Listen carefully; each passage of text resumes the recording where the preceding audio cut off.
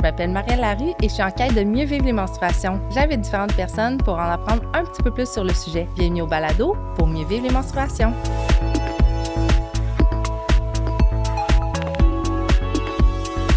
Allô Vanessa, comment ça va? Salut, mais ça va vraiment bien. Vraiment heureuse d'être ici avec toi aujourd'hui pour jaser alimentation et santé hormonale. Oui, puis en fait, veux-tu commencer par te présenter? Ben oui, tout à fait. Donc, je m'appelle Vanessa, je suis nutritionniste. En fait, je suis fondatrice aussi des cliniques VD Nutrition là, qui tranquillement prend une orientation vraiment sur la santé de la femme, la santé hormonale. Ce que je fais dans mon quotidien, en fait, là, c'est vraiment ce qu'on peut s'imaginer qu'une nutritionniste fait, c'est-à-dire de la consultation privée. Oui, mes services sont 100% en ligne, mais la plus grande partie de mon horaire, c'est aussi beaucoup de création de contenu, vulgarisation. Donc, j'ai beaucoup de projets en ligne, je donne des conférences, je crée du contenu pour les médias sociaux aussi. Et je suis récemment, tout nouvellement, en fait, auteur. En fait, oui. Ton livre? J'ai un livre qui va sortir, en fait, le 17 septembre 2025, probablement, qui va être déjà sorti dans toutes les librairies au moment où l'épisode va être en ligne, qui s'appelle Hormones et alimentation, les fondements de la santé féminine. En fait, je l'ai écrit là, en collaboration avec Dr Manon Charlebois, qui fait justement de la clinique privée là, pour accompagner les femmes dans les transitions hormonales.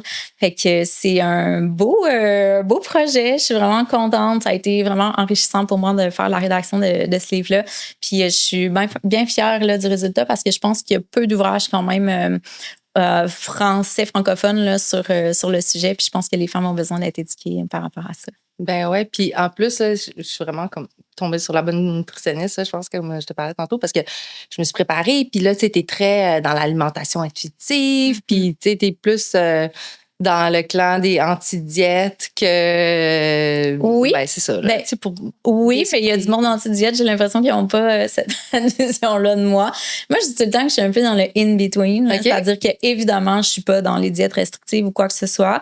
Par contre, tu sais, il y a beaucoup de femmes qui ont des intentions par rapport à soit des modifications corporelles ou qui aiment avoir le knowledge, les recommandations plus en chiffres, plus en données. En fait, je m'adapte beaucoup. Évidemment, là, je pense que on a beaucoup à gagner à apprendre à écouter notre corps. Notre corps nous parle. On n'a pas besoin d'avoir des recommandations externes. Ça n'a pas besoin d'être compliqué, l'alimentation. Il faut que ça reste le fun. Mais ça reste qu'il y a des personnes qui aiment avoir des chiffres, des nombres de grammes, qui aiment avoir des trucs qui sont plus spécifiques. Fait que je pense que c'est important de le respecter. Donc, mais évidemment, jamais dans la restriction. Là, je pense que c'est pas intéressant d'un point de vue physique, d'un point de vue psychologique. Puis pour les hormones aussi, le fait de se restreindre nutritionnellement parlant, c'est une des premières choses en fait qu'on devrait cesser. Là. Ben c'est ça, mais puis tu expliques aussi là, pourquoi, puis comment que ça se passe. Puis c'est ça que j'aime, tu nous donnes des outils pour après ça. C'est comme tu nous outilles pour qu'on puisse juger ou qu'on puisse se demander notre intention quand on a faim, parce que dans notre cycle hormonal, si on est en cycle naturel, là, mettons, on était SPM, on a le goût d'avoir du sucre parce que là, il y a une petite baisse d'hormones, donc là, ça joue sur les... En tout cas, peut-être tu pourrais mieux nous expliquer, là, mais fait que tu nous donnes vraiment des outils pour se questionner à savoir, est-ce que j'ai vraiment faim?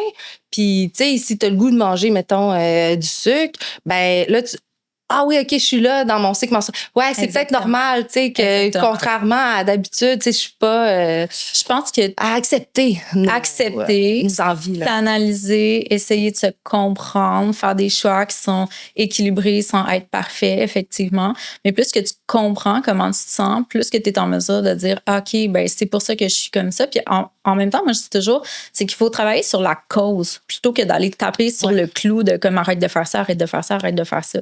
Donc, quand tu comprends pourquoi est-ce que tu as des envies sucrées ou pourquoi est-ce que, justement, tu as faim plus que d'habitude, bien après, tu peux, soit que tu adresses ce besoin-là s'il est réel, donc tu manges plus si tu as vraiment besoin de plus, ou soit, tu sais, est-ce que c'est parce que, justement, j'ai un sommeil qui est vraiment perturbé ou de ce temps-ci, je suis sur une série Netflix, donc je me couche trop tard, je manque de sommeil, donc là, j'ai une baisse de sérotonine au niveau du cerveau, fait que là, mon corps veut aller le chercher avec des cravings, ou tu sais, c'est documenté, en fait, qu'on mange plus quand on est est fatigué.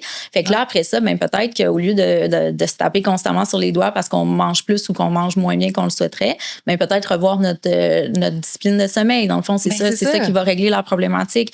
Puis oui, effectivement, mais moi, je suis quelqu'un, tu sais, il y a des styles motivationnels dans la vie, petite parenthèse. Puis je fais vraiment partie des personnes qui ont besoin de comprendre pour faire quelque chose. Tu sais, moi, si tu me dis, fais ça, puis je suis pas convaincue que, tu sais, il y a des bienfaits ou genre, puis je sais pas pourquoi, je vais pas le faire, tu sais. Mais on est beaucoup comme ça, je pense. Pas tout le monde. Tout le monde. Okay. Il y a, surtout, j'ai l'impression, certains, ben, peut-être en lien avec l'alimentation, en tout cas, là, les gars, souvent, ils cherchent pas trop à comprendre. Là, je suis très genrée, très. On généralise. On généralise, effectivement.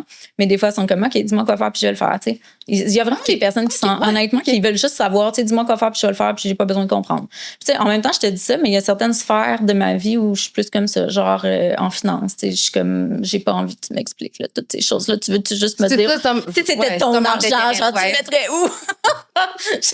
J'ai pas, c'est trop compliqué, là. Mais en tout cas, moi, dans mon cas, c'est ça aussi. Il faut que je comprenne. Puis, tu sais, l'autre fois, on faisait un épisode avec Karine Mousseau. Puis, elle nous expliquait pourquoi c'est important de manger des légumes. Tu sais, toute notre vie, on est enfant, on mange des légumes. C'est important, il y a des vitamines. Mais, OK, fait que là, tu dis, ben, dans les fruits aussi, il y a des vitamines. OK, mais non, tu sais, elle explique vraiment pourquoi. C'est ça, c'est dans le verre, dans la plante. Il y a des... là, tu vas plus en fait, expliquer, là. Ça vient réguler le taux de sucre. Là. Exact. Ben, ça l'aide, oui, effectivement. Là, puis moi, je dis tout le temps, c'est que si tes assiettes sont plus remplies de légumes, ben effectivement, tu as des fibres. Puis les fibres, là, c'est un des nutriments aussi que les Canadiens comblent le moins, là, en fait.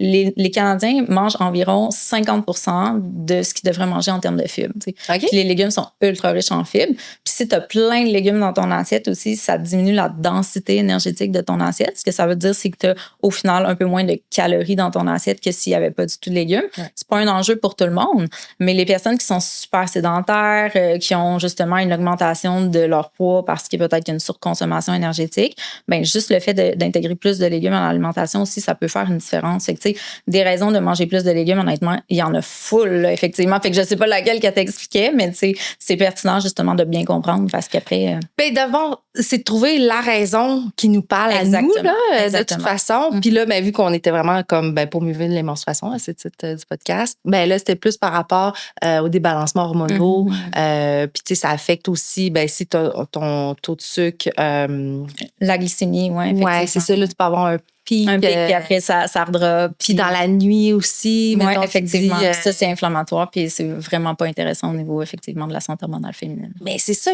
c'est comme, c'est un cercle vicieux, parce qu'après ça, ben, si tu dors pas bien parce que tu as trop mangé de sucre la veille, ben, comme tu disais, quand tu es fatigué, ben, ton corps, il a le goût de de te donner de l'énergie, donc d'aller manger plus, pas nécessairement des bons aliments pour toi. Fait que, tu sais, là, fait que je trouve qu'en comprenant bien la base, puis pourquoi c'est important de s'alimenter, puis c'est pas... moi, je m'alimente plus pour maigrir. Non, mais tu sais, avant, quand je me rappelle, j'étais à l'université, puis là, j'étais dans mon appart, là, enfin, je peux acheter là, tout ce que je veux. Là, puis j'avais découvert des petites barres tendres, tu sais, de nougat enrobé de chocolat, full nasty, là, comme vraiment pas bon pour la santé. Mais j'avais réalisé après probablement quelques semaines, je sais pas. Non, il y avait un effet sur mon corps. Puis, mais ça, moi, non, c'est ça, c'est 100 calories, puis c'est pas grave. Tu sais, je veux-tu manger 2 clémentines ou je sais pas, mais ou une petite barre tendre, je vais manger la petite barre. Mais quand tu comprends que c'est plus que ça, puis que là, c'est pas juste les calories, c'est la complexité des sucres. Puis, mais là, tu veux-tu nous expliquer les bases pour qu'on comprenne quelqu'un qui ne sait pas du tout là, comment bien s'alimenter, puis comment bien s'alimenter peut-être en lien avec le cycle menstruel, parce que dans le fond, on ne veut pas débalancer nos hormones pour mieux vivre. Bien, c'est une très grosse question, en fait. Puis, il y a plusieurs choses. La question à laquelle on pourrait tout d'abord répondre, c'est quoi l'implication, justement, globalement, de l'alimentation dans l'équilibre hormonal féminin? C'est que l'alimentation, elle peut aller agir sur différents enjeux. Donc, notamment, d'un point de vue très direct, là, il y a certains nutriments, mettons, qui vont être essentiels à la synthèse des hormones ou à la synthèse, au bon fonctionnement de l'ovulation, etc. Fait qu'il y a des nutriments clés dans la santé hormonale qui sont super importants. Mais aussi, overall, ce qui va avoir beaucoup d'impact, justement, c'est si ta santé métabolique est comme elle va pas bien, si tu as une stéatose au niveau du foie, puis c'est 20% des Québécois là, qui ont le foie stéatosé. Là. Donc, qu'est-ce que c'est stéatosé? Ben, dans le fond, le vrai terme, c'est la stéatose hépatique non alcoolique, en fait. Fait que c'est dans le fond d'avoir une accumulation de graisse au niveau du foie. T'as le foie gras? T'as le foie gras, exactement, mais il y a différents stades au foie gras, puis il y a différentes causes, dont l'alcool, mais pour même la non-alcoolique, là, c'est rendu à 20%, donc c'est énorme. Fait que le fait d'avoir le foie, justement, qui est engorgé, ben, tu sais, on sait que l'estrogène est métabolisé au niveau du foie, fait que le foie est un organe ultra précieux. Fait que déjà là, tu sais, de prendre soin de la santé de ton foie, c'est important. Après ça, tu sais, si, justement, t'as des pathologies cardiovasculaires ou si t'es résistant à l'insuline, ça génère de l'inflammation, ça va affecter ton équilibre hormonal. La santé digestive est super impliquée aussi dans la santé hormonale, c'est-à-dire que si t'es constipé, par exemple, ben, juste la constipation, il y a les métabolites d'estrogène. Donc, une fois que les estrogènes, dans le fond, sont découpés pour vulgariser comme ça, là, c'est soit ils vont être réabsorbés, soit ils vont être excrétés. Sauf que si tu es constipé, ben justement, là, tu peux rester avec un taux d'estrogène qui est plus élevé. Ça va perturber finalement. Ah, parce qu'en restant plus longtemps, ils vont être absorbés. Ils vont être réabsorbés. Le taux d'estrogène, de métabolites estrogéniques qui vont être réabsorbés va être plus important. OK. Il y a des bactéries aussi au niveau du microbiote intestinal qui sont impliquées. Fait que bref, santé digestive, santé métabolique, inflammation, c'est toutes des choses qu'on peut améliorer par l'alimentation et que si ça, c'est pas adressé, en fait, ben ça va avoir, un impact sur notre équilibre hormonal parce que l'équilibre hormonal, on a tendance à le regarder genre en micro, là, à se dire, OK, mon estrogène, ma progestérone, mettons, qu'est-ce que je peux faire pour avoir plus de progestérone? Mais en fond, faut un peu, faut prendre un pas de recul puis regarder overall, tout s'influence entre les systèmes un entre l'autre, puis toutes les hormones aussi. Les hormones, il y a le cortisol, il y a l'insuline, il y a la leptine, la gréline, qui sont les hormones de la fin de la satiété, ils vont toutes aussi s'influencer les unes les autres. T'sais.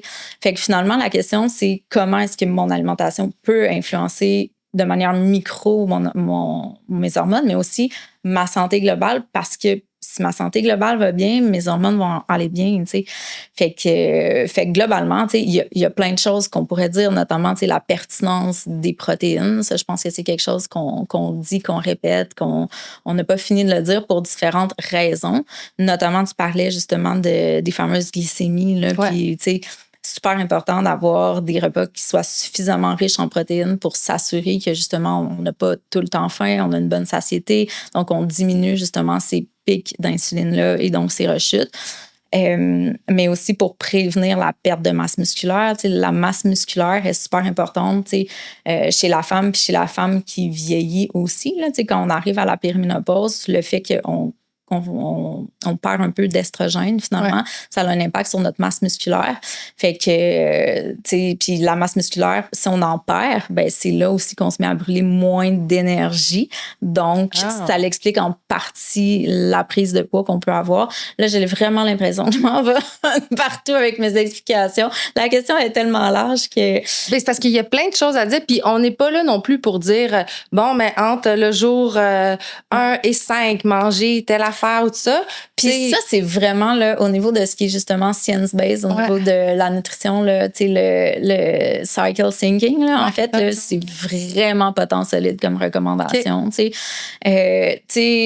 Évidemment, si on a fait le ménage du reste, là, puis que là, on est vraiment dans l'optimisation, peut-être que ça peut avoir une différence. Je dirais que là où ça peut être intéressant, justement, c'est peut-être chez les athlètes, là, parce que les athlètes vont aller, ben, premièrement, les athlètes sont dans le micro, ils veulent des micro-différences, puis souvent, ils vont aller ajuster leur entraînement avec le cycle menstruel. Fait que si tu ajustes ton entraînement, ben, définitivement, tes valeurs nutritives doivent être adaptées, effectivement. Ben oui, dans ce sens-là. Mais, puis, il y a quand même des principes de base. Mettons, tu as des douleurs menstruelles, le chaud, manger chaud, ça peut aussi aider. Tout, là. Mais, t'as-tu des aliments à nous suggérer fortement? Ben, avant d'aller là, mettons, on y va-tu avec un genre de, les meilleurs principes pour ta santé hormonale? Oui. Fait que t'assurer que t'as suffisamment de protéines puis que t'en as à toutes les prises alimentaires. Fait que c'est pas juste d'en avoir suffisamment, c'est qu'ils soient bien répartis dans la journée. Est-ce que les légumineuses, c'est assez de protéines? Combien de légumineuses? Ah, OK. Non, mais c'est parce que j'ai déjà une collègue qui m'avait vu arriver avec ma salade de pois chiches, puis qui m'avait dit non, il n'y a pas assez de protéines en tout cas de tout. Fait que Ben, dans le fond, les légumineuses, je te dirais que c'est à peu près le seul aliment que je classe comme étant à mi-chemin entre un glucide puis une protéine. Parce qu'il y a vraiment les deux dedans. Moi, il y a certains aliments, effectivement. Tu sais, déjà, d'avoir une salade de légumineuses, c'est super intéressant comme repas. C'est sûr que ça peut être un peu limite en protéines parce que oui, il y a de la. OK. Mais c'est ça, je voulais savoir parce que tu parlais de l'importance des protéines. Fait que... Il y a, tu sais, moi, mettons, j'aurais tendance à dire, ben rajoute-toi, mettons, du fromage dedans. Ou il y a des protéines comme ça qui valent la peine d'être combinées. Parce qu'à un moment donné, tu vas te dire, peut-être, Caroline, je ne mangerai pas 3 tasses de légumineuses pour aller chercher mes besoins en protéines. Tu comprends? Fait que des fois, dans combiner deux, ben ça peut faciliter la chose. Les légumineuses, ça fait partie de ça. Est-ce que tu dis combiner, mais est-ce que c'est vrai que quand je mange des lentilles aux épinards, j'ai faim plus rapidement que quand je mange d'autres choses. Mais à ce moment-là, je fais juste remanger ma collation plus rapidement. Là, je sais. C'est bien correct. Mais c'est ça. C'est pas, quand tu dis combiner, ça peut être combiné. C'est sous une journée complète. Oui, puis tu sais, quand je dis combiner, il faut faire attention parce qu'il y a le mythe là, que genre, si tu manges des protéines végétales, il faut que tu les combines. Est-ce que ça te dit quelque chose? Non, moi, je savais qu'avec les protéines, pour absorber le fer, il fallait que tu manges de la vitamine C. C'est vrai, ça? Oui. Oui, OK, parfait. Mais non, c'est pas, non, je sais pas du tout. OK, mais on n'a pas besoin d'aller parce que de toute façon, c'est un mythe. OK. Mais dans le fond, c'est juste qu'effectivement, c'est que si tu te fies juste sur une protéine, ça se peut que tu aies comme l'impression que ça t'en prend vraiment trop. Fait que d'aller jumeler avec notre protéine, c'est favorable. Mais oui, effectivement, tu pourrais très bien dire aussi, ben écoute, j'aurais faim plus rapidement puis je mangerai une collation plus tôt que d'habitude. Là, c'est bien correct. Là. Fait que, tu sais, souvent les gens disent, OK, mais j'ai besoin de plus de protéines, mais combien de protéines? Mais encore une fois, c'est que des fois, on a bien beau dire, mais tu as besoin de tant de grammes de protéines. Tu sais, c'est que les gens vont pas savoir il y a combien de grammes de protéines dans leur repas. Tu sais. J'ai jamais pesé rien dans ma vie. Ben non, puis on veut pas que les gens aient là. Tu sais, fait que, ben non, c'est ça, je trouve ça déprimant. Fait que je te dirais, tu sais, ce qu'on veut dans le fond, c'est que ton déjeuner soit protéiné. Pour que ton déjeuner soit assez protéiné, ça prend souvent soit des œufs, soit les produits laitiers vont être aidants, là, parce que, tu sais, yogourt grec, fromage cottage, ce genre de choses-là, ça amène beaucoup de protéines. Fait que c'est super aidant.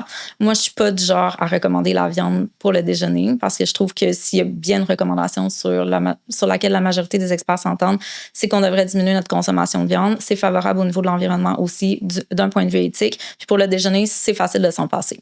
Fait que, tu sais, on essaye de justement de pas être trop dans le 100% carbs, là, tu sais, les 2 tranches de pain, le gros bol de fruits, le bol de céréales, tu sais, finalement, on fait un effort pour qu'il y ait des protéines. Puis au repas, ben c'est environ le quart de l'assiette. Si on est dans les protéines alimentaires, c'est super facile pour vrai. Là. Comme 100 grammes de protéines, mettons 100 grammes de poulet ou de poisson, on va chercher un genre de 30 grammes de protéines pures. Puis c'est ça que ça prend pour un repas. T'sais. Puis 100 grammes, c'est 100 grammes, c'est la portion de main. C'est ça, c'est tout petit. Là. 100 grammes, là, dans le fond, 90 grammes, c'est 3 onces. Je sais pas si ça te parle plus les onces, là, mais mettons que tu vas au resto, tu commandes un steak, souvent c'est genre 8 onces des steaks. Là. Puis à 8 onces, c'est pas si gros que ça. Là. Tu peux vraiment en avoir des plus gros. Là. Fait qu'une poitrine standard, là, une bonne poitrine, ça doit être facile un 6 onces. Là, mais le truc là, de la paume de la main, c'est adéquat là, pour les protéines animales. Ça fait du sens, effectivement. Végétal, soit qu'on combine qu'il y en ait plus ou qu'on en met un petit peu plus. Ouais. Mais, tu sais, somme toute, sans avoir à compter, c'est principalement ça, je te dirais. Puis le piège dans lequel il ne faut pas tomber, c'est les femmes qui vont dire « Ah, ben, j'ai un petit dîner léger. » Puis là, ils se font des belles salades ou des soupes. Mais là, justement, il n'y a pas assez de protéines, tu sais, parce qu'il faut ajouter, là. Faut ajouter de la viande, il faut ajouter des œufs, du poisson, des crevettes pour qu'il y ait assez de protéines. Fait que, mais là, ça, s'il n'y a pas assez de protéines pour le dîner, qu'est-ce qui va arriver? Ils vont avoir une base d'énergie l'après-midi puis ils vont manger plus ce soir? Effectivement. Bon, ouais. Effectivement. Mais tu sais, des fois, c'est que ça se transpose en comportement, tu sais, comme dit comme ça, c'est parfait, mais des fois, ça se transpose en comme j'arrive chez nous, puis là, finalement, je suis vraiment affamée, fait que je vais grignoter, puis là, j'arrive au souper, puis j'ai plus faim, fait que là, je mange pas trop au souper, je grignote, puis là, en soirée, ben, j'arrive. Non, mais moi, je dis pas que c'est la bonne chose, parce qu'effectivement, quand t'as très, très faim, tu manges rapidement, t'écoutes plus tes signes de satiété. Exactement. Puis tu manges que t'as très, très faim, il faut que ça soit rapide. Fait que puis là, tu te demandes pourquoi t'as tout le temps faim. Puis là, tu te mets peut-être plus à snacker au lieu d'avoir des repas puis des pauses entre les prises alimentaires, tu sais. Fait que voilà. Fait que c'est important de prendre des pauses entre les prises alimentaires? Mais cette recommandation-là, elle mérite d'être très personnalisée, dans le sens que ça dépend. Certaines personnes qui vont avoir certains types de troubles digestifs vont vraiment mieux vivre s'ils mangent plus souvent des plus petites portions. Mais en théorie, oui, on devrait avoir des pauses entre les prises alimentaires. Si on est tout le temps en train de manger, si on est tout le temps en train de grignoter, notre corps est tout le temps en train de sécréter de l'insuline. Puis là, l'insuline, c'est quand même une hormone d'emmagasinage. Donc, on vient aussi à ce qu'on disait tantôt. Mais aussi d'un point de vue digestif, il y a vraiment beaucoup de monde qui ont des troubles digestifs en 2025. Là. Puis en fait, c'est que si on donne une pause entre nos repas, il y a quelque chose qui s'active qui s'appelle le complexe migrateur moteur. Je n'irai pas dans les détails, mais pour vulgariser, dans le fond, c'est une vague de nettoyage au niveau du système digestif qui fait en sorte justement que ce qui devrait descendre vers le bas est un peu amené à descendre vers le bas. Puis ça ne s'active pas si on est tout le temps en train de manger. Il faut vraiment qu'il y ait une pause. OK. Ouais. Ah, OK. Bon, fait que oui, effectivement. Moi, quand je vois, là, justement, mes clients, ils prennent des photos de ce qu'ils mangent. Là. Fait que moi, je vois des journaux, puis des fois, je vois des journaux où il y a des photos tout le temps. Il y a quelque chose à adresser. Là. OK. Bon, mais c'est pertinent à savoir, finalement. C'est ça.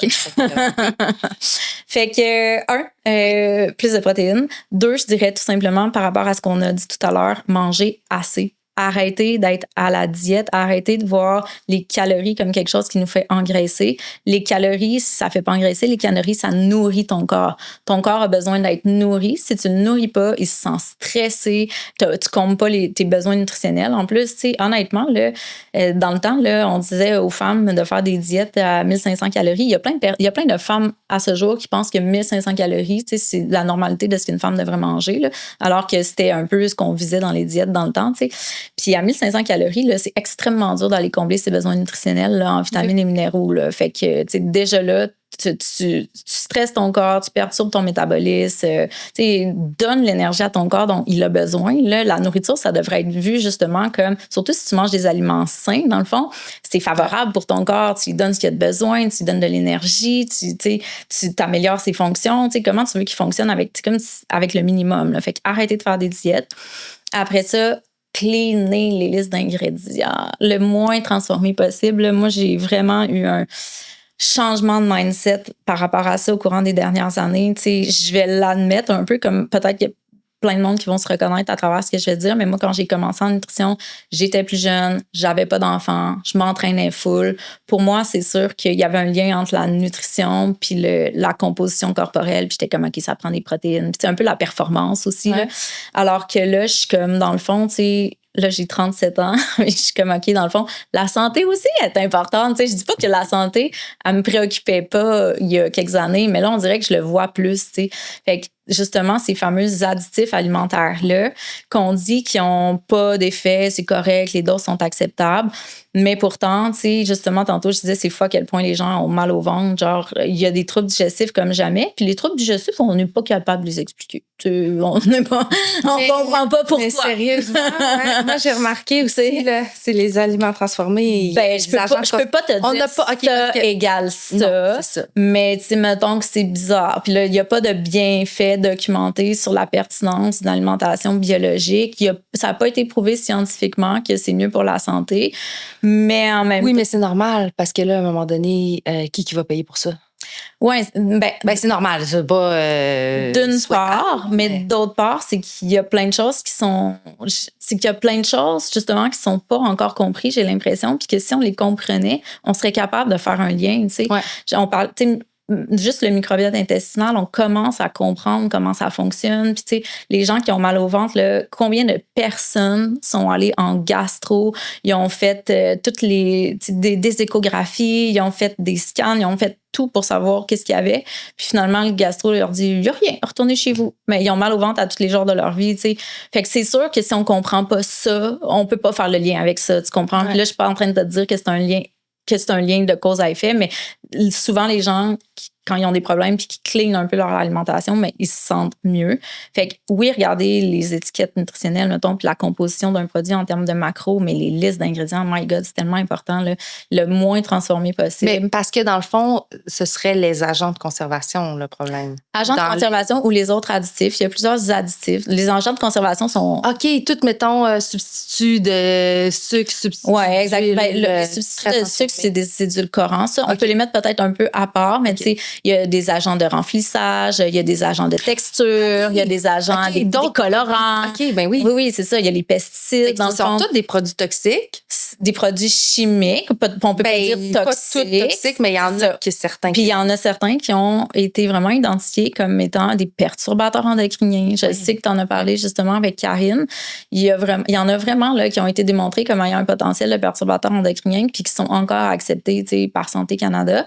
Fait que c'est ça. Dans le fond, je pense qu'il faut faire attention à ces listes d'ingrédients-là, pas juste les agents de conservation. Puis tu sais, il faut pas virer fou, là, dans le sens que je sais que le quotidien, ça va vite puis que tu sais, il faut qu'on essaie de faire notre possible pour nourrir notre famille. Tu sais, je dis pas que j'achète rien de transformé, tu sais, mais moins on se tourne vers des produits transformés, mieux c'est pour nous et notre équilibre hormonal, ça c'est sûr.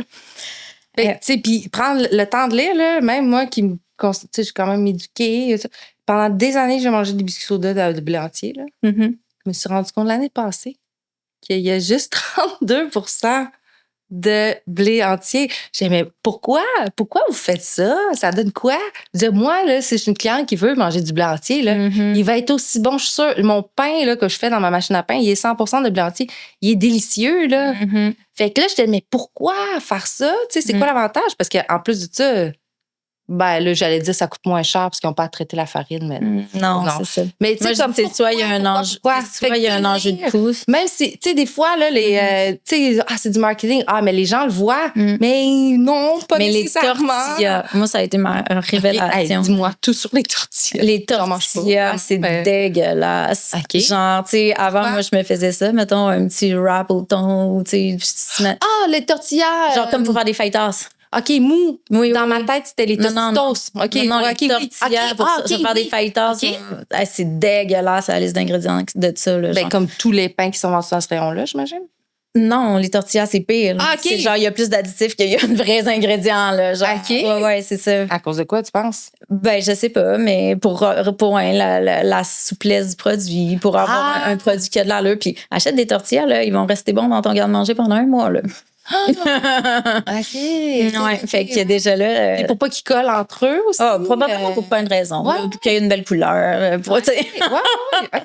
Ouais. Mais tu vois, y a-tu d'autres aliments comme ça que tu penses? Ben, c'est il y en aurait trop, là, j'imagine. Ouais, c'est ça. Fait que... Mais tu sais, en tout cas, si t'as fait des découvertes. Mais tu sais, juste pour dire que, tu sais, des fois, on pense qu'on fait la bonne affaire, mais c'est important. Exactement. Puis, tu sais, malgré que je me suis rendu compte de ça et que je me suis sentie trahie l'été passé, là. J'en ai quand même racheté. J'essaie d'en manger le moins souvent possible, mais tu sais, c'est un bon dépanneur. Non, c'est ça. Non, j'ai pas commencé à rouler. À te faire des biscuits soda. Je l'ai considéré, mais là, c'est ça, on choisit ses batteurs. 100%. Fait que lire la liste d'ingrédients, puis dans le fond, j'imagine essayer de comprendre le plus les ingrédients. Exactement. Si on comprend pas, ça nous sonne une cloche. Puis il y en a beaucoup. Oui, mettons, lire les listes d'ingrédients sans nécessairement les lire. Juste regarder, est-ce que finalement le produit que je pensais santé a vraiment plus d'ingrédients que je le pensais, tu sais. Puis je te donne aussi un autre exemple.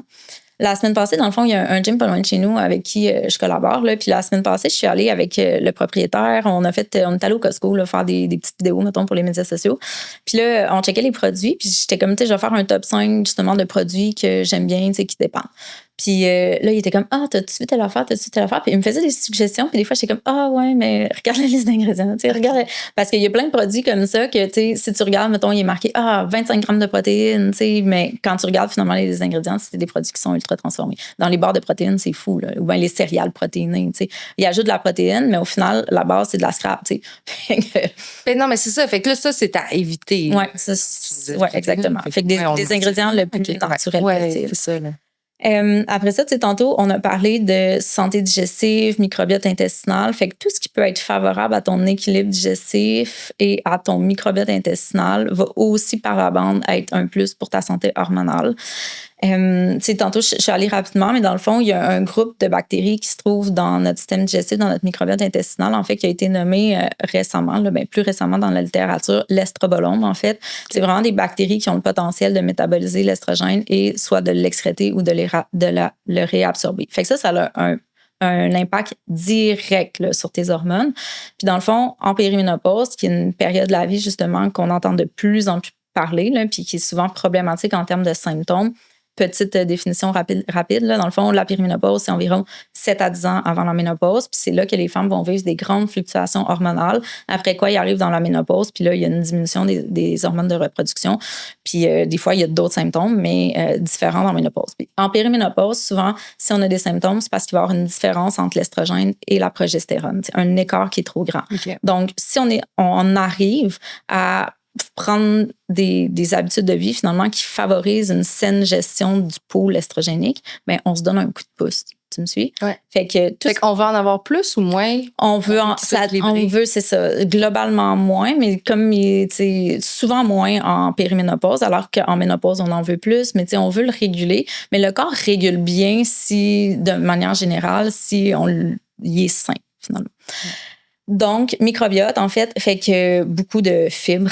Les fibres, tantôt, je parlais de légumes, mais dans le fond, les fibres, là, tout ce qui est végétal va contenir des fibres. Oui, c'est ça, parce que c'est pas parce que la viande est fibreuse qu'il y a des fibres. Non, mais non, je suis totalement parce qu'il y a plein de personnes qui pensent ça. Là, fait que... Ça, c'est le cartilage. Oui. Fait que tout ce qui est végétal va contenir des fibres. Fait que les fruits, les légumes, les grains entiers, c'est sûr, s'ils sont transformés, mais là, on a enlevé les fibres, les noix, les graines, le tofu, les légumineuses, tout ça va contenir des fibres.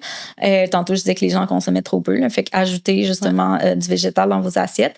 Si vous avez des intolérances, si vous avez des troubles digestifs, il y a tellement de personnes qui vivent avec des troubles digestifs, mais depuis tout le temps, puis qui se sont fait dire qu'il n'y avait rien, justement, en investigation médicale. Fait qu'ils pensent que c'est normal, mais souvent, il y a des choses qu'on peut faire d'un point de vue alimentaire pour que tu retrouves. Parce que si tu as des symptômes tous les jours de ta vie, là, il y a une dysbiose au niveau de ton système digestif, ça crée de l'inflammation, ça crée un déséquilibre au niveau de ton microbiote, puis ça peut avoir, ça peut faire effet boule de neige, puis à un moment donné, ben, ça crée des conséquences.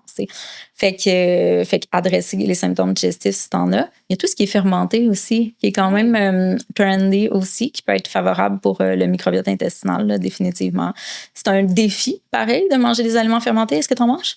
Bien, sérieusement, là, on a un pot de choucroute. J'en ai mangé un peu l'autre fois, mais acheté, là, c'est correct. Oui. Mais j'ai remarqué que j'étais plus enflée le lendemain. Peut-être à cause du sel. Ça se peut-tu? Bien, premièrement, si tu n'as mangé une fois puis que tu as remarqué une fois que tu étais plus enflé, tu peux peut-être pas crier. Non, je pense que j'ai remarqué plusieurs fois. Ouais. Okay, ouais. Ben, ça a-tu un lien ou c'est. Le sel, je pense pas qu'il y en a tant que ça. En fait, ça se peut effectivement que tu aies une sensibilité aux aliments fermentés. Il y a des personnes qui vont peut-être moins bien les digérer. Je pense que c'est plus le sel qu'il y avait dedans. Mais à ce point-là? Je sais pas. Non, je sais pas. Moi, je suis tout le temps en train de me poser des questions. Ou tu sais, c'était-tu une journée que j'avais mangé d'autres choses? Ben, c'est pour ça que je te dis, si tu as remarqué une fois puis que ça a fait ça, on peut pas dire que... Non, mais si c'est bon pour la santé, moi, j'en veux tout ce qui est bon. Fait que attends. Ouais, OK. Non, mais dans le sens que c'est bon pour la santé, mais si ton corps le tolère mal, c'est pas bon pour toi.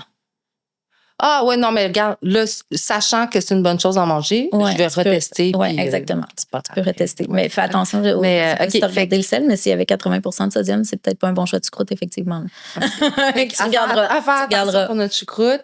Kimchi. Qu'est-ce qui est fermenté aussi? Kimchi, il y a le miso, le kéfir, par exemple. Les aliments sont pas nombreux. Mais attends, mais on peut faire des légumes dans un autre podcast, dire attention, parce que pas tous les aliments, mettons, tu parlais du kombucha, ou ton invité parlait du kombucha, je sais plus. Puis dans le fond, c'est qu'il y a du sucre, donc on veut pas non plus amener les gens à consommer à chaque jour. Le kombucha, justement, c'est un exemple d'aliment fermenté, mais le problème, c'est que c'est aussi un breuvage sucré. Fait que, OK, t'ajoutes des aliments fermentés, c'est favorable, mais t'ajoutes du sucre liquide, c'est défavorable. Fait que, tu sais, dans ce contexte-là, moi, je dis tout le temps, ben si tu prends ton kombucha pour remplacer ta boisson gazeuse, mettons, c'est un win. Mais si tu prends un kombucha pour remplacer une bouteille d'eau, c'est peut-être pas un win, tu sais. Fait que, mais c'est un défi, là, honnêtement, d'intégrer des aliments fermentés parce qu'ils sont pas ultra nombreux. La fermentation à la maison est de plus en plus populaire. Okay. Moi, je demeure quand même, on dirait que je me fais pas assez confiance. J'étais allée au... Parenthèse, j'étais allée au Eastman Spa l'année passée, une place extraordinaire à Québec. Eux autres, ils font de la cuisine tonique, là, fait que dans le fond, justement, très peu de cuisson. La cuisine est full santé puis elle est full bonne. Puis, tu sais, ils font leur propre yoga. Puis, ils ont même une eau, comment ils l'appellent? C'est une eau qui est fermentée. Dans le fond, ils font fermenter une eau avec un peu de fruits, genre. Puis, j'étais là, c'est ben cool, tu sais. J'étais comme, je veux faire ça, moi aussi. Fait que je me mets à m'informer. Non, du kéfir, c'est un genre de yogourt liquide, tu sais. Alors que là, c'était du kéfir de fruits. Moi, j'en avais. Du kéfir de fruits ou du kéfir d'eau? C'est ça, exactement. C'était du kéfir d'eau. Ben, c'est-à-dire, Ils appellent ça du kéfir d'eau. C'est des petites boules là, blanches, puis c'est tout transparent. Puis qui est transparent? Jaune un peu. Moi, dans le fond, j'en ai commandé, puis j'avais juste les boules. J'avais pas de liquide. Oui, non, c'est ça, c'est que tu rajoutes l'eau et le sucre. C'est ça. Puis tu mets 2 petites figues, mettons, parce que ça prend du sucre pour faire de la fermentation. C'est ça. Exactement. Oui, c'est comme le vin. Oui, exact, c'est ça. Exactement. Fait que là, ça, t'en as acheté. Ben, c'est ça. Là, j'étais comme, c'est donc ben cool. Fait que là, j'en ai fait, puis j'étais comme, je suis pas game de le boire. Ah, t'es sérieux? J'ai pas confiance. Genre, il y a peut-être trop de bactéries. J'ai-tu fait comme il faut? C'est-tu trop chaud? C'est-tu pas assez chaud? Parce qu'il y a quand même un enjeu d'innocuité là, par rapport à toute la fermentation. Puis tout le monde qui le dit quand c'est bien fait, c'est clean, c'est correct. Mais on dirait que moi, je sais pas. J'aime mieux quand c'est les autres, les professionnels qui le font. Parce que dans le fond, quand j'étais enceinte, dans ma première en cours prénato, là, elle parlait du kombucha, puis là, le kéfir. Puis là, j'en fais du kéfir maison, c'est correct. Puis là, je dis le kéfir maison, c'est correct. Puis là, elle dit, c'est très rare les gens qui en font. Puis chez moi. Mais je pensais que les femmes enceintes devaient faire attention aux aliments fermentés. Non, mais c'est ça. Fait qu'elle m'a dit, étant donné que le kombucha, non, étant donné que c'est fermenté longtemps, mais le kéfir, étant donné que c'était comme 24-48 heures, c'est correct. Ben, tu sais, comme elle a dit que c'était correct. Là. Fait que, ouais, je sais pas si c'est la recommandation là, officielle. Là, je vois rarement des femmes enceintes, honnêtement. Ah, bon. Je sais peut-être moi un jour par rapport à ça. Okay, mais je sais pas. Fait que, en tout cas, fait que ça, bref, si on veut, on peut s'aventurer, mais essayer de trouver un aliment fermenté qui nous convient. Fait que sinon, on se tourne-tu vers les prébiotiques, ça n'a pas rapport? Probiotiques. Probiotiques, ça peut être... la différence entre les pré et les pros? Un prébiotique, en fait, si tu dis un prébiotique, un probiotique, un prébiotique, ça se vend pas. Dans le fond, t'as pas de supplément. T'as pas de supplément de prébiotiques. Ben oui, il y en a maintenant, mais c'est principalement des fibres, en fait, les prébiotiques. Les prébiotiques, ce que c'est, dans le fond, c'est justement ça avec quoi nos bactéries vont se nourrir. Fait que c'est de la nourriture pour nos bactéries. Parce que plus qu'on donne de fibres, plus qu'on donne de bonne nourriture à nos bactéries, plus qu'on crée un environnement qui est sain. OK. Fait que c'est ça. Puis il y a des aliments qui sont reconnus comme ayant un haut potentiel prébiotique, genre la banane moins mûre, la betterave, le poireau, les asperges, topinambour, l'ail. En tout cas, bref, une liste d'ingrédients que vous pouvez retrouver en discutant avec ChatGPT. Et les probiotiques, dans le fond, les probiotiques, c'est vraiment des bactéries qu'on va consommer qui vont aller coloniser notre système digestif. Fait que dans le fond, qui vont aller peupler, puis peut-être des bonnes bactéries qui vont aller peut-être prendre le dessus un peu sur des moins bonnes bactéries, finalement. Fait qu'il faut en prendre à tous les jours parce que c'est vivant. Ça peut être favorable. Si vous n'avez pas d'enjeu digestif puis que vous voulez juste en prendre de manière préventive, commencez avec les plus petites doses. T'sais. Les plus petites doses, c'est comme une dose de maintien, de prévention. Ça peut être favorable. Portez attention à comment vous réagissez. T'sais, moi, je réagis quand même une sensibilité aux probiotiques. Honnêtement, on dirait que ça me déséquilibre un peu. Normalement, j'ai un équilibre digestif. Fait que là, on dirait que si j'en prends... dans le fond, c'est que si tu n'en as pas besoin, de toute façon, ton corps va le rejeter. C'est ça, effectivement. Je pense que si tu n'as pas de déséquilibre, tout va bien. C'est ça, exactement. Fait que c'est ça. Ça peut être intéressant. Puis, sais-tu, c'est quoi la chose? Mettons qu'on se dit, comment on fait pour savoir si un microbiote est sain? T'sais, bon, ça encore, c'est encore sous étude, là. C'est pas un sujet qui est réglé. Mais une des choses qu'on va regarder, qu'on va observer, en fait, c'est si tu as une grande variété de bactéries dans ton système digestif. Donc, plus que tu as une variété de bactéries, plus qu'on va considérer que ton microbiote est sain. Et pour avoir une plus grande variété de bactéries, il faut que tu aies une plus grande variété alimentaire. Fait que des fois, là, il y a beaucoup de tendances au, justement, mange pas de ci, mange pas de ça, pas de ci, élimination, là, puis justement des catégories d'aliments qu'on exclut complètement. Mais en théorie, plus tu manges de variété, mieux c'est pour ta santé, mieux c'est pour ta santé mentale et psychologique aussi, de pas toujours manger la même affaire, et pour ta santé digestive et par la bande, ta santé hormonale. OK, mais c'est des bons trucs. Mais oui, c'est ça, là, c'est des bons trucs. Là. Puis là, tu en as parlé des prébiotiques, probiotiques, fait que c'est complètement différent des aliments fermentés. C'est juste que les deux vont aider le microbiote. En fait, les aliments fermentés rentrent dans la catégorie probiotique parce que les aliments fermentés contiennent des bactéries. Donc, c'est pas juste les fibres qui sont probiotiques, mais les fibres sont prébiotiques. Les fibres sont prébiotiques. Excuse-moi. Oui, OK, excuse-moi. Les fibres sont prébiotiques, puis les aliments fermentés et les probiotiques sont probiotiques. OK. Merci. Ben, c'est une distinction, c'est tout à fait normal. Puis là, moi, j'avais une question par rapport à l'arsenic. Parce que là, avec des produits. On s'en va complètement ailleurs. Vas-y. Ben, juste parce que là, tu me parles d'aliments spécifiques, là, de digestion. Mais c'est que quelqu'un disait comme, oui, mais tu sais, dans le riz aussi, il y a de l'arsenic. Parce que dans le coton bio, il y a de l'arsenic. Mais la différence, c'est que le tampon, ben, tu sais, tu te l'insères comme un suppositoire, là, mais donc dans une partie très, très absorbante. Et là, ça va directement dans le sang. Mais quand on mange du riz avec de l'arsenic, là, c'est correct. Notre foie, il est là pour... C'est une question. Notre foie, il est là pour détoxifier. Ça, c'est-tu vrai? Ben oui puis non, là, dans le sens que, tu sais, faut pas... ben, tu sais, l'arsenic dans le riz, c'est un enjeu là, de santé publique, dans le fond. Puis, tu sais, il faut faire attention, il faut rincer notre riz.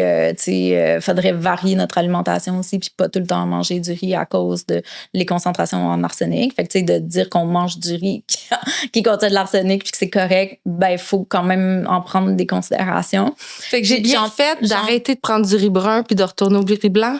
Parce que j'avais fait le switch, puis là, à cause de l'arsenic, on a retourné au riz blanc. Il y a plus d'arsenic dans le riz brun?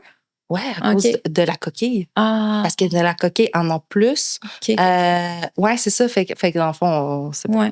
Fait que, bref, essayez d'en manger le moins possible. Il y a tout le temps des bienfaits. Tu sais, la fibre dans le riz brun, je pense que c'est une question de variété aussi puis d'exposition. Là, parce que c'est comme n'importe quoi. Là, des microdoses ne seront pas nécessairement problématiques. Mais si effectivement on mange du riz à tous les jours de notre vie, ben, il faut plus le considérer. J'en parle justement dans le livre de ça, là, des métaux lourds puis de ce genre de choses-là. Cool. Hormones et alimentation, les fondements de la santé féminine. Oui, puis tu sais, ça, c'est quelque chose justement que la littérature est très émergente, très controversée. Oui, mais il faut bien commencer quelque part. Exactement. Fait que tu sais, on s'informe par rapport à ça, il faut être curieux, faut faire attention justement, mais tu sais, pas de l'être alarmiste non plus, puis tu sais, on peut plus manger de riz. Non, c'est ça, mais c'est intéressant ce que tu me dis, tu sais, parce que oui, effectivement, parce que c'est pour ça qu'on avait commencé, parce qu'au début, le riz brun, on le trouvait bien moins bon. Là, après ça, ben là, c'est bien meilleur. Tu sais, un peu comme le pain brun, puis maintenant, le pain blanc, c'est plate, tu sais.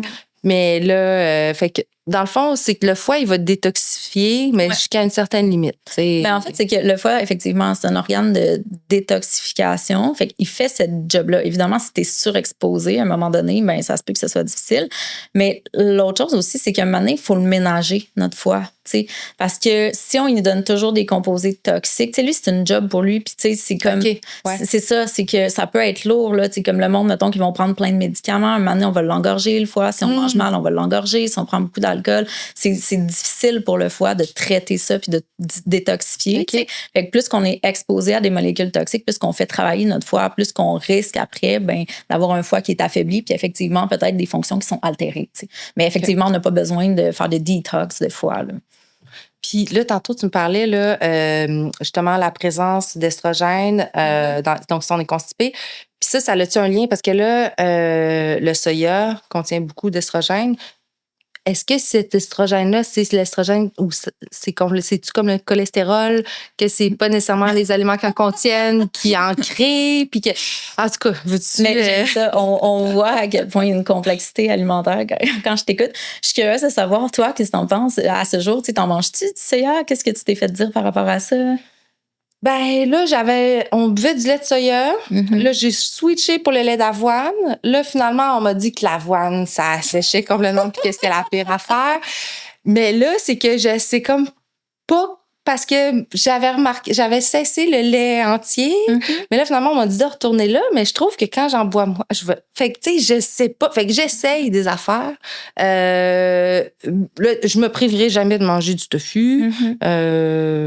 Mais je sais pas, là. Je me questionne à savoir. Je vais répondre à la question. Oui. Dans le fond, c'est ultra pertinent là, parce que le soya contient des phytoestrogènes qu'on appelle, dans le fond, c'est des isoflavones de soya qui ont effectivement un potentiel de modulation estrogénique. Ce que ça veut dire, dans le fond, puis c'est vraiment hot, puis ça, c'est une distinction qu'on a réalisée justement plus récemment dans la littérature.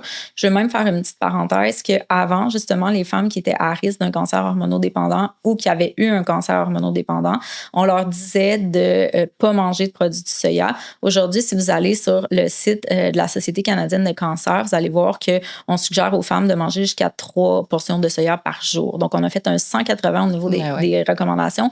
Pourquoi? Parce qu'on a réalisé la pertinence et toute la nuance que si, mettons, votre niveau d'estrogène est trop élevé, la consommation de soya, donc de phytoestrogène, va agir comme compétiteur au niveau des récepteurs au niveau des récepteurs d'estrogène et va faire diminuer le pool total d'estrogène que vous avez dans votre sang. Si votre taux d'estrogène est trop bas, il va mimer finalement l'action de l'estrogène, puis il va aller agir au niveau du récepteur comme si c'était un estrogène, il va faire augmenter au niveau d'estrogène sanguin. Fait que dans le fond, il va aller moduler, d'où l'effet modulateur, là. Il va permettre de moduler. Ça prend quand même pour avoir ces effets-là, puis les bienfaits, mettons, au niveau de la ménopause, c'est vraiment on consomme, périménopause, ménopause, on suggère de conseiller davantage de soya pour diminuer les symptômes. Okay. Ça prend quand même des bons dosages, mais ça, c'est quelque chose qui est très bien documenté, là, comme le dosage pour diminuer le risque de cancer du sein, le dosage pour diminuer les bouffées de chaleur, le dosage pour diminuer les symptômes de SPM. Mais mon Dieu, c'est normalement pertinent. C'est super pertinent. C'est moi qui est mal informée. En fait, tu vois, moi, je suis pas allée là tout de suite parce que je me disais, ça, les gens le savent. T'sais, j'ai l'impression que quand on parle de santé hormonale. Moi, quand tu me dis ça, c'est sûr qu'il y a plein de personnes en ce moment qui se disent, OK, c'est pour ça qu'il faut pas manger de tofu ou etc. Non, quand tu dis l'absorption, tout ça. Fait que je suis contente que tu nous aies Ben oui, super parce pertinent. Que sinon, tu peux partir puis avoir compris complètement l'inverse que ce que tu essaies de puis ça partager. devient vraiment mêlant là, de s'y retrouver dans tout ça, effectivement. Puis un autre aliment comme ça qui a vraiment un potentiel, j'ai comme un top 3. Tantôt, tu me disais, as-tu des aliments? Là? Ben, il y a justement les produits du soya. Des catégories d'aliments. Attends, je vais juste préciser produits du soya parce que pour certaines personnes, ils sont comme, OK, le tofu, là, toi, t'as nommé le tofu puis la boisson de soya. Mais aussi les fèves d'amami. Fèves d'amami, là, pour moi, c'est l'aliment d'une vie, là, dans le sens que... ça doit être la meilleure forme de soya. Ben, en fait, elle n'est vraiment pas transformée. Ça coûte rien. Tu gardes ça dans ton congélateur, fait que tu peux en avoir tout le temps. Tantôt, on parlait de protéines. Là, oui, ça contient des phytoestrogènes, mais en gros, c'est des phytoestrogènes, des fibres et des protéines. Qu'est-ce que je vous dis depuis le début? C'est ça qu'on veut dans notre assiette. Puis, tu sais, mettons, moi, je me fais une salade, puis je suis comme, qu'est-ce que je mettrais bien comme protéines? Des fèves d'amami, toi. Je fais juste, en plus, tu n'es pas pogné à ouvrir une grosse conserve de 540 ml. Je fais juste couler l'eau la plus chaude du robinet. Moi, j'ai fait pas cuire. Je fais couler l'eau la plus chaude du robinet dans un bol. Je mets ça là-dedans. Je dégèle. Garoche ça dans ma salade. C'est réglé. Fait que bref, la PVT aussi. PVT un petit peu plus transformée, mais tu sais, somme toute. Attends, la PVT, c'est de la protéine végétale texturée. OK. Somme toute, regarde au-dessus de mon frigo. OK. Un sac comme ça ressemble vraiment à de la céréale, finalement. Là. Ça ressemble vraiment à une céréale. Ça, c'est bon pour c'est sec, c'est déshydraté. Ben oui. C'est des phytoestrogènes, des fibres et des protéines. OK. Globalement, si tu vas sur Google puis que tu écris comme recette protéines végétales texturées, là, on commence à en voir apparaître plus. Là. Mais les gens vont beaucoup l'utiliser en substitut de la viande hachée. C'est-à-dire que, mettons, que tu la réhydrates, tu pourrais faire une sauce à spaghetti à PVT, ça va gonfler, ça va avoir l'air de quelque chose qui ressemble à de la viande hachée. Mais moi, je l'utilise comme salade d'une céréale, je l'utilise beaucoup comme une céréale. C'est-à-dire que, mettons, tu sais, je vais mélanger ça dans mon granola pour diminuer la teneur en sucre, augmenter les fibres, les protéines. Okay. Si je fais des collations maison, genre, je vais en mettre dedans. Fait que, mettons, je fais des muffins, je vais mettre de la PVT dedans, j'en mets dans mon cru overnight. Fait que moi, je l'utilise vraiment beaucoup comme ça. C'est un autre produit dérivé du soya qui peut être intéressant.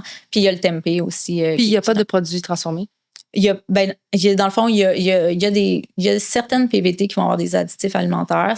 C'est le cas surtout en vrac, là, un vrac cheap, je dirais. Si on est dans un vrac non bio, mettons, ou un vrac plus de qualité, souvent c'est clean. Là. C'est vraiment juste le soya.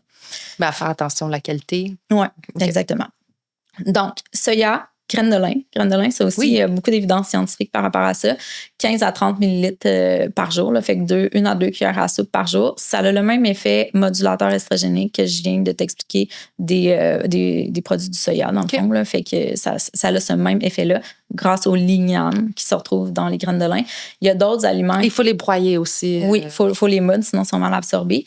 Il y a d'autres aliments qui vont contenir de la lignane, là, mais les graines de lin, c'est genre fois 1000. OK. Ouais, fait que c'est vraiment... vraiment ça qu'il faut aller consommer. La lignane, sais-tu ce qui fait que ça fait un peu gélatineux quand tu le laisses là? C'est une bonne question. Tu sais, ça, c'est sûr que c'est l'effet de la fibre soluble aussi qu'on retrouve aussi dans le chia. Ouais, fait que j'ai l'impression que c'est pas nécessairement juste ça parce que le chia est encore plus gélatineux. Ouais. Mais c'est une des composantes finalement qui se retrouve dans les graines de lin. Et finalement, les pousses de brocoli. Pousses de brocoli vraiment hot. Pourquoi? Parce que dans le fond, il y a un composé, je vais te dire le nom court. Où qu'on trouve ça, des pousses de brocoli? Partout dans les épiceries maintenant. Oui? Ah ouais, vraiment. Dans la section où les salades, là, mettons, là, il y a souvent des pousses. J'ai juste pas remarqué. Il y a genre l'entreprise Good Leaf, mettons, là, qui est quand même nouvelle au Québec, qui vend plein de jeunes pousses.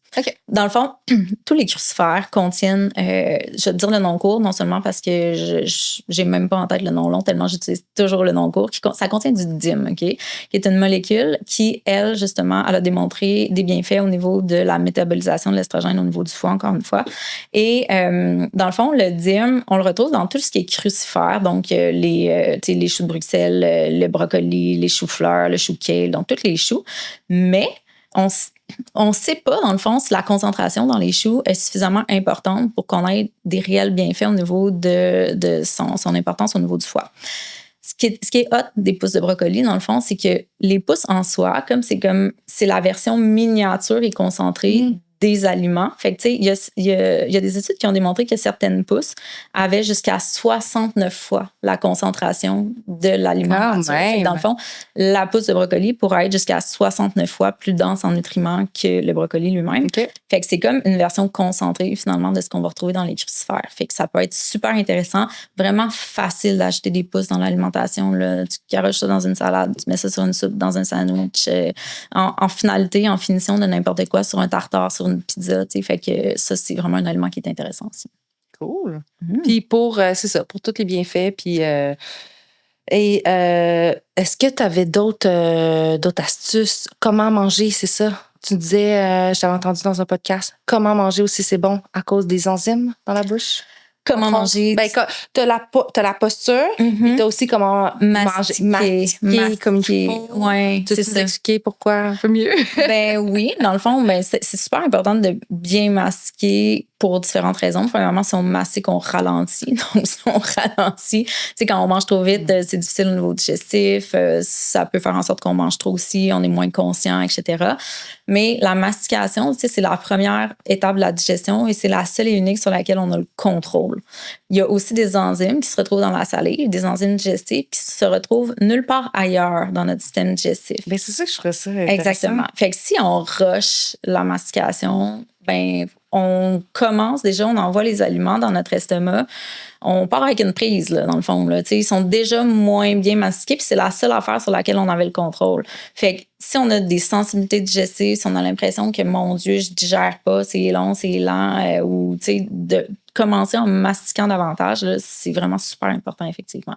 Puis de s'asseoir comme il faut pour s'assurer, premièrement, pour être dans un bon état d'esprit pour le repas. Puis pour s'assurer qu'on respire adéquatement aussi, là, la respiration. Là, parce que le stress est aussi extrêmement lié à l'alimentation, à la digestion. Le fameux nerf vague, justement, la connexion, le gut-brain axis. Fait que si on est dans une position où on est trop stressé, notre corps va le ressentir. Fait que ça peut amener justement une perturbation au niveau de la digestion. Dans la sécrétion des hormones de stress, dans la manière, notre corps est plus tendu. Dans le fond, le système... Mais tu dans le fond, dans la sécrétion des enzymes pour digérer, ou c'est vraiment juste le corps ne sera pas en état assez performant pour digérer? C'est vraiment, dans le fond, c'est qu'il y a plein de nerfs qui partent du cerveau jusqu'au ventre. Fait que si on est trop stressé, c'est comme ça l'envoie un lien qu'on est stressé. C'est mécanique, en fait. C'est comme ça. Il va y avoir une certaine tension au niveau digestif. Puis là, ça se déroule moins bien. Puis là, ça va moins bien bouger. Puis puis le fait de prendre la fameuse respiration diaphragmatique, là, donc tu gonfles ton ventre au maximum, tu le vides au maximum aussi, ça fait bouger aussi ton diaphragme. Puis le diaphragme, dans le fond, non seulement ça va calmer ton système nerveux, fait que ça, c'est d'une part favorable, puis ça va un peu masser au niveau de ton estomac, pour favoriser la digestion. Fait que des fois, si on a l'impression d'être bloqué, juste de faire ça, ça a comme un double effet positif. Donc, il y a un effet par le système nerveux, puis un effet physique aussi, mécanique, au niveau de ton estomac. Puis ça, tu dis c'est bien de le faire. Est-ce que c'est bien de le faire comme avant, pendant, Oui, après? vraiment les personnes qui ont des problèmes digestifs là, courants, là, vraiment quotidiens, on leur recommande de le faire avant. Encore une fois, tu sais, des fois, le contexte fait en sorte que la vie va vite. On ne fait pas nécessairement des respirations avant notre repas. Mais quand on peut le faire, quand on y pense, c'est favorable de le faire. Non, mais au moins, si on sait qu'il vaut mieux le faire. Exactement. Puis, c'est aussi, justement, c'est pas une mauvaise chose de le faire après. Si on est comme, ouf, j'ai mangé vite, finalement. Puis là, je sens que ça bloque un peu. Ben, c'est une bonne chose de le faire. Puis aussi, je t'entendais parler dans le podcast, reconnaître ces signes de satiété. Là, tu disais, il y en a qui me disent que j'ai pas faim. Puis là, tu dis, ben demain, mange pas jusqu'à que tu aies faim. Fait que ce qui ramène un peu là, à l'alimentation intuitive du départ, as-tu des trucs ou des exemples à nous donner? Ben, en fait, j'ai vraiment, encore une fois, envie de faire le parallèle avec quelque chose d'hormonal. Puis la fameuse prise de poids, justement, périménopause, ménopause, moi, je pense qu'une des choses qui explique ça, en fait, c'est que pour différentes raisons, là, les besoins de la femme vont légèrement diminuer à cette période-là de la vie. Okay? Sauf que si on est habitué de toujours manger la même chose sans s'écouter, il y en a, c'est genre pour déjeuner, je mange une demi-tasse de cottage avec 3 amandes. Puis, si on est habitué de toujours manger la même chose puis qu'on n'écoute pas notre corps, on le verra pas venir, on le sentira pas. Si on fait confiance à notre corps, on va avoir moins faim. Donc, sans s'en rendre compte, on va peut-être manger 3-4 bouchées de noix au dîner, on va skipper la collation l'après-midi, puis finalement, ben, on va pas prendre de poids. T'sais. Le corps se régule à merveille, faut l'écouter. Puis je pense que les femmes font pas assez confiance. Effectivement, si on a fait des diètes à répétition, il y a des femmes qui finissent par être complètement déconnectées de tout ça, c'est-à-dire qu'ils ne ressentent plus réellement parce qu'à force de ne pas l'avoir écouté, ben, le corps, c'est comme, ben, je te dirais plus que tu as faim, tu m'écoutes pas. fait que ils reconnaissent pas. Il y a des choses à faire pour tranquillement essayer de se les réapproprier. Mais la première chose, c'est d'essayer d'être plus à l'écoute, tu sais.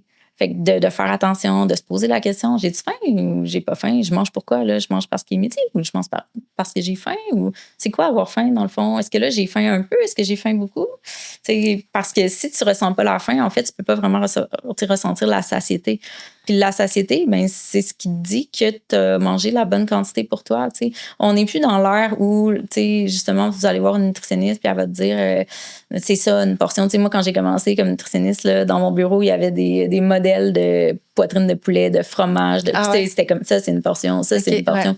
Mais c'est tellement illogique quand tu y penses. T'sais, comment que toi puis moi, on peut avoir la même portion d'une journée à l'autre en fonction de ce que j'ai mangé hier, de ce que j'ai fait ce matin. C'est tellement variable des portions du reste de ce qu'il y a dans mon assiette. T'sais. Ma poitrine de poulet, si je la sers avec 3 morceaux de cocon, ou ma poitrine de poulet, si je la sers avec un riz aux légumes, puis c'est genre... Fait que dans le fond, là, c'est ton corps qui va te le dire, la quantité. Fait que, puis quand je dis faut que tu l'écoutes, il y a personne qui l'écoute 100% du temps, là, dans le sens que ça arrive tous qu'on a faim puis que finalement on est occupé au travail, on peut pas manger tout de suite, on doit attendre. Puis à l'inverse, ça arrive tout là, qu'on sort d'un resto puis qu'on est comme oh mon Dieu, j'ai un peu trop mangé. C'est humain. Là. Des fois, les gens me disent moi je suis gourmande, mais à une certaine limite, on l'est tous. Là. C'est le fun. C'est nécessaire pour notre survie. C'est un plaisir de la vie de manger, puis il faut que ça le demeure. Mais encore une fois, quand je dis que le corps se régule à merveille, mettons que tu vas au resto un samedi soir, puis tu sors de là, puis t'es comme, oh mon Dieu, j'ai trop mangé. C'est pas parce que tu manges trop un samedi soir que tu vas prendre du poids. Là. Si tu écoutes ton corps, peut-être que le lendemain, sans même t'en rendre compte, au lieu de manger, mettons que ton corps, je dis n'importe quoi, a besoin de 2500 calories, ben peut-être que le samedi, à cause de ton resto, tu as mangé 3200, puis le lendemain, sans même t'en rendre compte, tu vas en manger 1008, genre, puis parce que tu as moins faim, tu vas déjeuner plus tard. Au lieu de prendre, je sais pas, moi, si tu manges 3 œufs d'habitude, tu vas être comment? Je vais en prendre juste un, ça va être assez à matin. T'sais. Pas parce que tu te prives, parce que tu n'as pas la faim. C'est ça. Ouais. Fait que c'est ultra précieux, puis les gens, ils réalisent pas à quel point ça, c'est tellement plus précis que n'importe quelle formule mathématique qui va te calculer ton métabolisme de base, puis tout. T'sais. Des fois, on intellectualise trop un peu l'acte alimentaire, alors que dans le temps, il n'y avait pas ça, là, les gens. Là, puis... C'est important de comprendre les principes de base, mais c'est que quand tu es trop précis, c'est que tu rates comme... Quand tu regardes, je sais pas... dans le fond, il faut que tu comprennes. Moi, je dis toujours... Puis, tu sais, tantôt, tu me disais, t'es full alimentation intuitive. Moi, je dis toujours, en fait, on peut structurer. Nous, ce qu'on veut faire, dans le fond, c'est optimiser ta structure. Donc, justement, tu sais, que tu aies assez de fibres, protéines, puis tout, que ça, tu sois capable de le voir. Puis après ça, fait que d'un point de vue qualitatif, on peut optimiser. Puis optimiser, ça veut pas dire perfection, ça veut dire équilibre, tu sais, la majorité du temps. Puis après ça, pour la quantité, mais c'est ton corps qui le dit, tu sais. Puis, mais là aussi, il y a des produits toxiques ou je sais plus quoi qui coupent le sentiment de satiété. Les produits toxiques, des hormones, je sais plus c'est quoi. En fait, il y a des... je sais pas trop ce que tu veux dire, mais il y a la leptine, c'est une hormone de satiété, fait que c'est probablement... OK, puis là, il y a des aliments... Oui, en fait, c'est qu'il y a certains perturbateurs endocriniens, justement, qui peuvent diminuer l'effet de la leptine. Fait que dans le fond, tu ressens moins la satiété à cause de certaines composantes, effectivement, chimiques dans notre environnement, etc. OK, mais ça, c'est pas l'alimentation. C'est des perturbateurs endocriniens qui sont dans l'environnement, on ne sait pas où. C'est une bonne question, en fait. Honnêtement, c'est correct si on est dans c'est correct qu'on ne sache pas. Puis, il y a aussi des perturbateurs endocriniens qui sont obésogènes. Oui, ça, c'est vraiment démontré, effectivement. Là. C'est ça. Veux-tu nous parler un petit peu plus? Tu nous en parlais brièvement. J'avais noté quelques trucs. Tu as obésogène, tu as les différents types aussi de... produits toxiques, tu as des pesticides. En tout cas, veux-tu décrire? Mais tu sais, je vais être quand même très prudente sur ce sujet-là parce que selon notre ordre professionnel, dans le fond, les perturbateurs endocriniens, ce serait pas un sujet qui appartiendrait aux nutritionnistes parce que nous, on est les spécialistes de l'alimentation, puis c'est comme si c'était hors alimentation. C'est peut-être un de tes invités ou une des invités qui en parle. Non, mais j'en ai déjà parlé, mais tu sais, là, j'en parle quand même des fois sur les médias sociaux, mais j'essaye de rester dans ce qui est alimentaire des perturbateurs endocriniens, donc les additifs, les pesticides, puis ce qu'on peut faire dans notre cuisine pour diminuer, dans le fond, notre exposition, c'est-à-dire, tu sais, les fameux microplastiques, là. Oui, OK, ça. Ouais, c'est ça. Faut que tu en parles.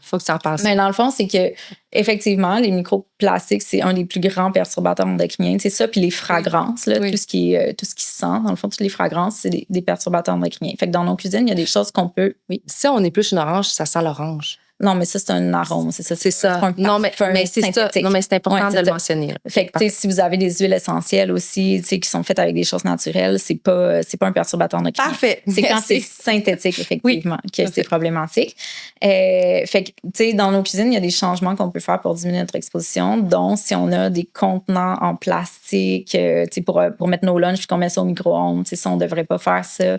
Parce que, attends, tu disais, c'est important, c'est la chaleur qui est dommageable et l'acidité. L'acidité. Ben ça va accentuer, en fait, l'exposition. C'est que l'acidité, elle va faire réagir finalement le plastique, fait qu'elle va rendre les composés plus volatiles et donc disponibles à la consommation. La chaleur, c'est pareil. La chaleur, ça dissout, ça rend plus souple, fait que ça rend les composés qui sont plus disponibles, finalement. Mais on a tout un plat de plastique qu'on a en tête que quelqu'un a fait chauffer de la sauce à spaghetti. Exactement, qui est bien orange, puis quasiment rugueux dans le fond. Là. Mais non, mais tu sais, si c'est ça, c'est parce qu'effectivement, il y a quelque chose qui s'est passé. Ou les foutues bouteilles d'eau en plastique. Là. Soit les bouteilles d'eau en plastique jetables. Là. Moi, je comprends même pas pourquoi ça se vend encore. Ben, tu sais, mettons, au dépanneur, genre, t'es sur la route puis t'as plus d'eau, OK, là, je comprends, là, mais d'acheter des bouteilles d'eau en plastique au Costco, pour moi, c'est un non-sens d'un point de vue environnemental. Ben, surtout qu'ils en font tellement de bonne qualité maintenant. Là. Mais il y a plein de monde, en plus, qui pense qu'une bouteille d'eau en plastique, c'est mieux que, genre, de l'eau du robinet ou, tu sais, mais tellement pas parce que elle s'est promenée longtemps dans ton plastique, là. Puis, tu sais, elle a été dans un camion qui a été à la chaleur, qui a, tu sais, fait que, bref. Fait que c'est ça, tu sais, faire attention. Puis même si vous avez des bouteilles d'eau réutilisables, on la veut idéalement pas en plastique, on la veut en stainless, là, genre. Oui.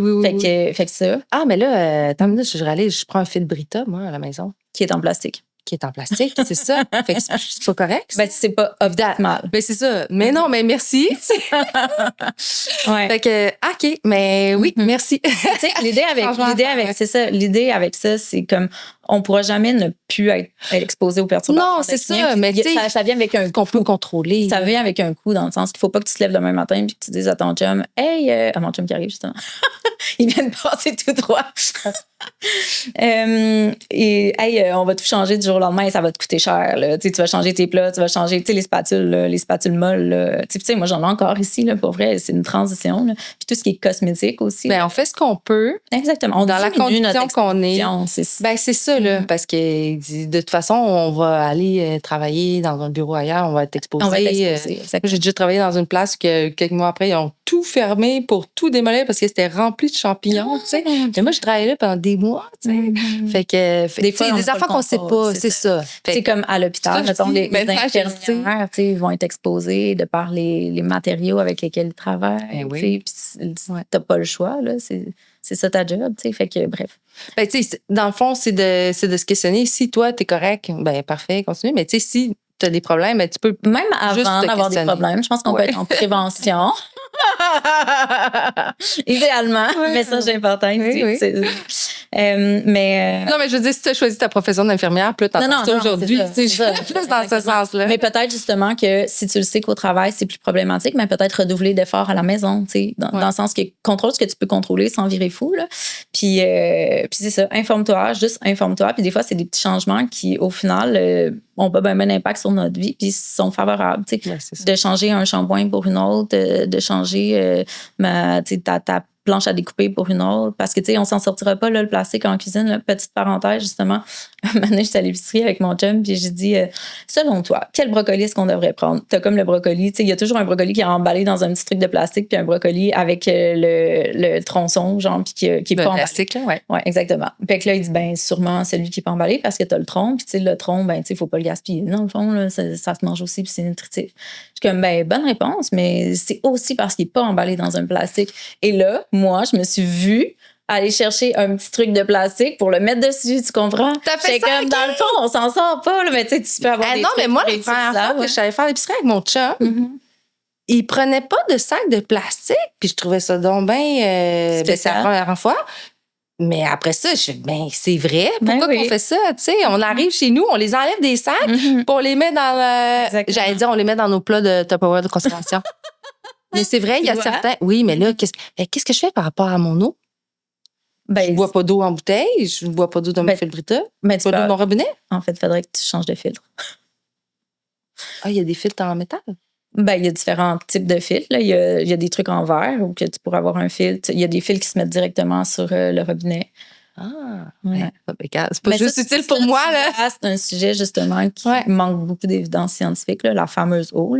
Moi, je bois de l'eau du robinet, mais c'est vraiment difficile de savoir. Puis on a accès à tous les composantes qui se retrouvent dans l'eau. Puis c'est vraiment difficile de savoir d'un niveau scientifique, justement, si c'est correct, pas correct. Là, on entend plein de choses, justement, sur les métaux lourds, les polluants, mais tu sais... Ah, mais j'ai hâte d'écouter, pas d'écouter, mais de lire ton livre. Ouais. Ben, j'ai hâte que tu le lises. Ouais. Puis, c'est ça, tous les métaux lourds, tout ça, ben, tu nous en parles un peu ou non? Ben, tu sais, globalement, on en a parlé un peu tantôt, mais tu sais, je pense que, encore une fois, le message, c'est comme, c'est émergent comme message. Faut rester curieux, faut rester informé, sans virer fou. Tu sais, je te dirais, tu sais, il y a les sources connues, là, comme genre les poissons, justement. Tu sais, certains poissons, il faut faire attention de ne pas surconsommer. Tu sais, les plus gros poissons, donc le thon, ce genre de poissons-là qui sont plus contaminés. Mais 2 fois par semaine, c'est-tu encore correct? Oui, c'est encore correct, effectivement. Mais c'est parce que la question qu'on se pose toujours en santé, c'est est-ce que les normes, dans le fond, sont trop lousses?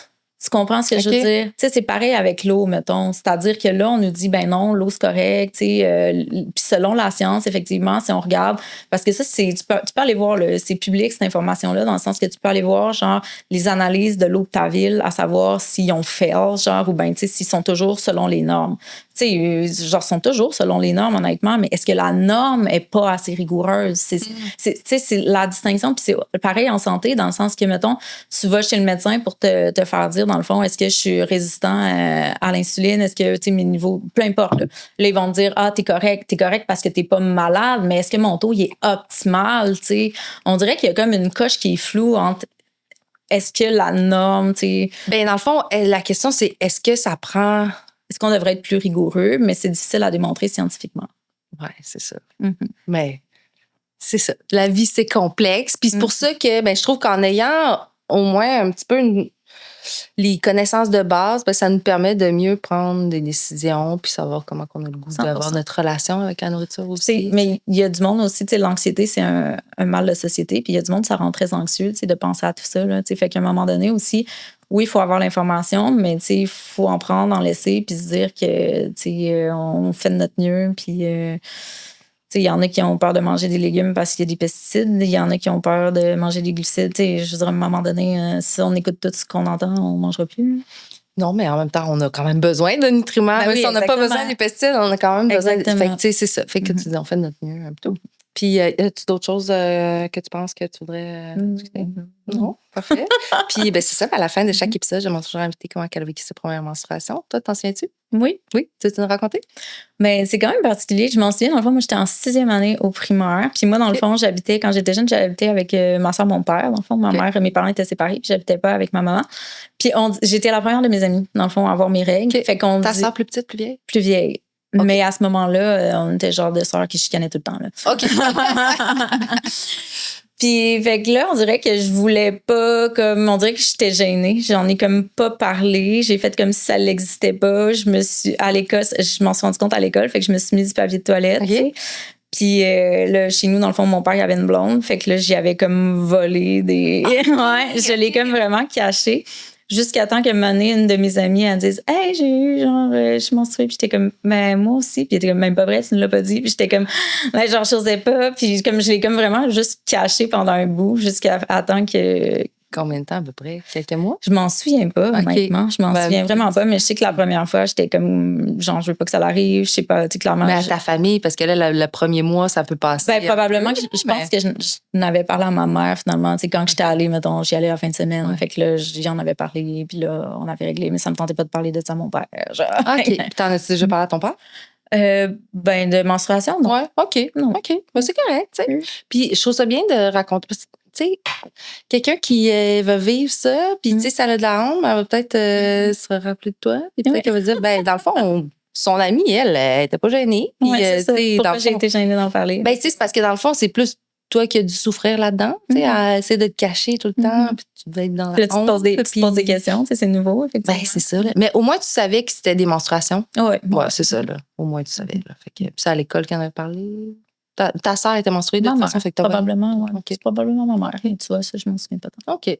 Tant mieux. Ça n'a pas été marquant. Non. Fait que, merci beaucoup, Vanessa. Je pense qu'on a appris vraiment beaucoup de choses. C'est super pertinent. Puis, bravo pour ce que tu fais. Merci.